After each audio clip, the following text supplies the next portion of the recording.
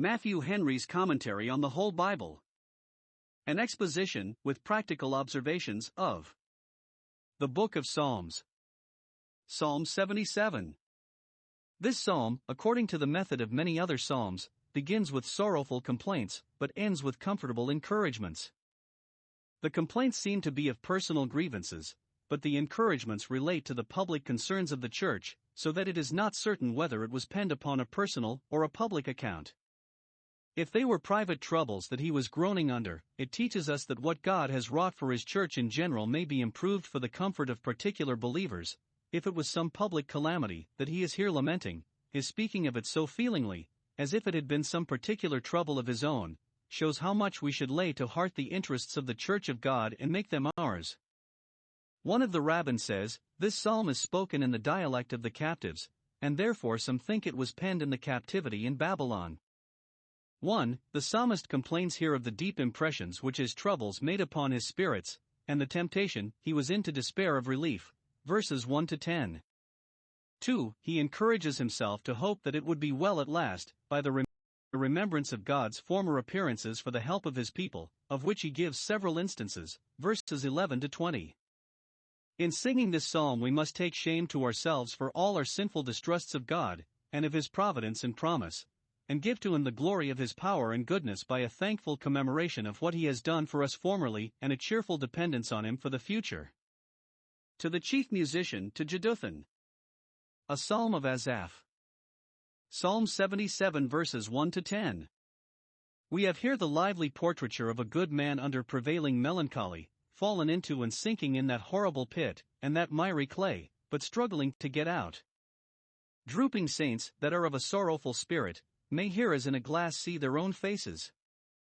The conflict which the psalmist had with his griefs and fears seems to have been over when he penned this record of it, for he says, verse 1, I cried unto God, and he gave ear unto me, which, while the struggle lasted, he had not the comfortable sense of, as he had afterwards, but he inserts it in the beginning of his narrative as an intimation that his trouble did not end in despair, for God heard him, and, at length, he knew that he heard him. Observe. 1. His melancholy prayers. Being afflicted, he prayed, James 5 verse 13, and, being in an agony, he prayed more earnestly, verse 1 My voice was unto God, and I cried, even with my voice unto God. He was full of complaints, loud complaints, but he directed them to God, and turned them all into prayers, vocal prayers, very earnest and importunate. Thus he gave vent to his grief and gained some ease, and thus he took the right way in order to relief. Verse 2 In the day of my trouble I sought the Lord. Note, days of trouble must be days of prayer, days of inward trouble especially, when God seems to have withdrawn from us. We must seek him, and seek till we find him. In the day of his trouble he did not seek for the diversion of business or recreation, to shake off his trouble that way, but he sought God, and his favor and grace. Those that are under trouble of mind must not think to drink it away, or laugh it away, but must pray it away. My hand was stretched out in the night and ceased not. So Dr. Hammond reads the following words, as speaking the incessant importunity of his prayers. Compare Psalm 143 verses 5 and 6. 2. His melancholy grief. Grief may then be called melancholy indeed. 1. When it admits of no intermission, such was his, my sore, or wound, ran in the night, and bled inwardly, and it ceased not, no, not in the time appointed for rest and sleep. 2. When it admits of no consolation, and that also was his case, my soul refused to be comforted, he had no mind to hearken to those that would be his comforters. As vinegar upon nitre, so is he that sings songs to a heavy heart, Proverbs 25 verse 20.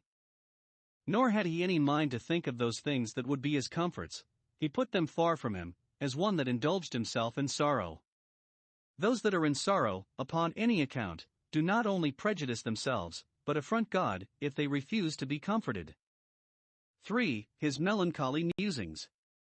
He poured so much upon the trouble, whatever it was, personal or public, that 1. The methods that should have relieved him did but increase his grief, verse 3. 1. One would have thought that the remembrance of God would comfort him, but it did not. I remembered God and was troubled, as poor Job, chapter 23 verse 15. I am troubled at his presence. When I consider I am afraid of him. When he remembered He remembered God, his thoughts fastened only upon his justice, and wrath, and dreadful majesty, and thus God himself became a terror to him. 2. One would have thought that pouring out his soul before God would give him ease, but it did not. He complained, and yet his spirit was overwhelmed, and sank under the load. 2. The means of his present relief were denied him, verse 4. He could not enjoy sleep, which, if it be quiet and refreshing, is a parenthesis to our griefs and cares. Thou holdest my eyes waking with thy terrors, which make me full of tossings to and fro until the dawning of the day. He could not speak, by reason of the disorder of his thoughts, the tumult of his spirits, and the confusion his mind was in. He kept silence even from good while his heart was hot within him. He was ready to burst like a new bottle, Job 32 verse 19, and yet so troubled that he could not speak and refresh himself. Grief never preys so much upon the spirits as when it is thus smothered and pent up. For his melancholy reflections, verses 5 and 6, I have considered the days of old, and compared them with the present days, and our former prosperity does but aggravate our present calamities, for we see not the wonders that our fathers told us of. Melancholy people are apt to pour altogether upon the days of old and the years of ancient times, and to magnify them, for the justifying of their own uneasiness and discontent at the present posture of affairs. But say not thou that the former days were better than these, because it is more than thou knowest whether they were or no, Ecclesiastes 7 verse 10. Neither let the remembrance of the comforts we have lost make us unthankful for those that are left, or impatient under our crosses. Particularly, he called to remembrance his song in the night, the comforts with which he had supported himself in his former sorrows and entertained himself in his former solitude. These songs he remembered, and tried if he could not sing them over again, but he was out of tune for them, and the remembrance of them did but pour out his soul in him, Psalm 43 verse 4. See Job 35 verse 10. 5. His melancholy fears and apprehensions, I communed with my own heart, verse 6. Come, my soul, what will be the issue of these things? What can I think of them, and what can I expect they will come to at last? I made diligent search into the causes of my trouble, inquiring wherefore God contended with me, and what would be the consequences of it. And thus I began to reason, will the Lord cast off forever, as he does for the present? He is not now favorable, and will he be favorable no more? His mercy is now gone, and is it clean gone forever? His promise now fails, and does it fail forevermore? God is not now gracious, but has he forgotten to be gracious? His tender mercies have been withheld, perhaps in wisdom, but are they shut up in anger? Verses 7 to 9. This is the language of a disconsolate, deserted soul, walking in darkness, and having no light, a case not uncommon even with those that fear the Lord and obey the voice of his servant, Isaiah 50 verse 10. He may here be looked upon. 1. As groaning under a sore trouble. God hid his face from him, and withdrew the usual tokens of his favor. Note, spiritual trouble is of all trouble most grievous to a gracious soul. Nothing wounds and pierces it like the apprehensions of God's being angry, the suspending of his favor and the superseding of his promise. This wounds the spirit, and who can bear that? 2. As grappling with a strong temptation.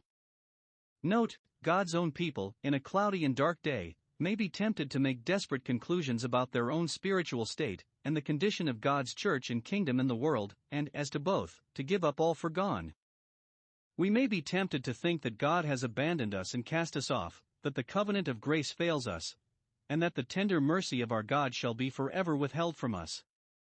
But we must not give way to such suggestions as these. If fear and melancholy ask such peevish questions, let faith answer them from the Scripture. Will the Lord cast off forever? God forbid, Romans 11 verse 1. No, the Lord will not cast off his people, Psalm 94 verse 14. Will he be favorable no more? Yes, he will, for, though he cause grief, yet will he have compassion, Lamentations 3 verse 32. Is his mercy clean gone forever? No, his mercy endures forever, as it is from everlasting, it is to everlasting, Psalm 103 verse 17. Doth his promise fail forevermore? No, it is impossible for God to lie, Hebrews 6 verse 18. Hath God forgotten to be gracious? No, He cannot deny himself, and his own name which he hath proclaimed gracious and merciful. Exodus 34 verse 6. Has he in anger shut up his tender mercies? No, they are new every morning. Lamb 3:23, and therefore, how shall I give thee up, Ephraim? Hosea 11 verses 8 and 9. Thus was he going on with his dark and dismal apprehensions when, on a sudden, he first checked himself with that word, Selah. Stop there. Go no further. Let us hear no more of these unbelieving surmises. And he then chid himself. Verse 10. I said, this is my infirmity. He is soon aware that it is not well said, and therefore, why art thou cast down, O my soul? I said, this is my affliction, so some understand it. This is the calamity that falls to my lot, and I must make the best of it. Every one has his affliction, his trouble in the flesh, and this is mine, the cross I must take up. Or rather, this is my sin, it is my iniquity, the plague of my own heart. These doubts and fears proceed from the want and weakness of faith, and the corruption of a distempered mind. Note 1. We all know that concerning ourselves of which we must say, this is our infirmity, a sin that most easily besets us. 2.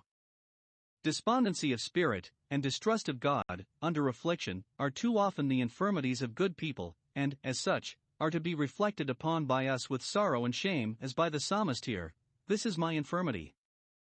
When at any time it is working in us, we must thus suppress the rising of it, and not suffer the evil spirit to speak. We must argue down the insurrections of unbelief, as the psalmist here, but I will remember the years of the right hand of the Most High.